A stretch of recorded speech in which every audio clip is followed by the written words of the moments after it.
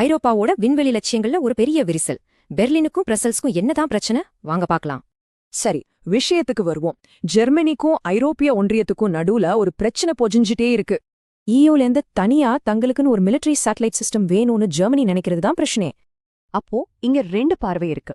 ஒன்னு தேசத்தோட பாதுகாப்பு, இன்னொன்னு கூட்டு பாதுகாப்பு. வாங்க ஒப்பிட்டு பார்க்கலாம். இங்க பாருங்க, ஜெர்மனியோட பிளான் அவங்க ராணுவத்துக்கு மட்டும்தான். ஆனா ஈயோட ஐரிஸ்-2 ரொம்ப பெருசு, பல தேவைகளுக்கானது. ஈயோட ஐரிஸ்-2 திட்டம் எதுக்குன்னா ஸ்பேஸ் எக்ஸ் மாதிரி வெளிநாட்டு தொழில்நுட்பங்களை நம்பி இருக்கிறத குறைக்கத்தான். ஜெர்மனியோட சிஸ்டம் கிட்டத்தட்ட ஸ்பேஸ் எக்ஸோட ஸ்டார்ஷீல்ட் மாதிரி ஒரு டெக்னாலஜி யூஸ் பண்ணும். அப்போ இதனால ஏன் இவ்ளோ பெரிய கருத்து வேறுபாடு வருது? ஜெர்மனி இப்படி தனியா போனா அது ஐரோப்பாவோட கட்டமைப்பையே பலவீனப்படுத்திரும்னு பிரசல்ஸ் பயப்படுது. முக்கியமான கவலையே இதுதான். தனித்தனி திட்டங்கள் ஐரோப்பாவோட கூட்ட பாதுகாப்பு முயற்சிகளை சிதறடிச்சிடும். ஆனா பெர்லின் என்ன சொல்லுதுன்னா அவங்களோட சிஸ்டம் EU திட்டத்துக்கு ஒரு துணையா இருக்கும்னு சொல்றாங்க.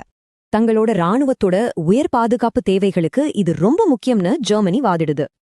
ஆனா இந்த மோதல் திடீர்னு உருவாகல. இதுக்கு பின்னாடி ஒரு பெரிய காரணம் இருக்கு. 35 பில்லியன் யூரோ. இது ஜெர்மனி அடுத்த 5 வருஷத்துல விண்வெளி ராணுவ தொழில்நுட்பத்துல முதலீடு செய்ய போகுது. ஐரோப்பா முழுக்க ராணுவமயமாக்கல், அமெரிக்காவோட கொள்கை மாற்றங்கள், நேட்டோவோட எச்சரிக்கை, இதெல்லாம் தான் காரணம். இந்த காரணங்களால தான் ஒவ்வொரு நாடும் கூட்டு பாதுகாப்பை விட தங்களோட சொந்த பாதுகாப்புக்கு முக்கியத்துவம் கொடுக்குது. சரி, இந்த விண்வெளி பிளவால உண்மையில என்ன ஆபத்து வரப்போகுது? ஒன்னு, ஒருங்கிணைந்த வலுவான ஐரோப்பா. இல்லன்னா பிரிஞ்சு போன பலவீனமான ஒரு ஐரோப்பா. இதுதான் இப்போ அவங்க முன்னாடி இருக்கிற தேர்வு. இதுல எடுக்கிற முடிவு ஐரோப்பாவோட பாதுகாப்பு, விண்வெளியில அவங்க பங்கையே மாத்தி அமைக்கும். தேசிய பாதுகாப்பா இல்ல ஐரோப்பிய ஒற்றுமையா? விண்வெளியில 2ல 1 தேர்ந்தெடுத்து தான் ஆகணுமா?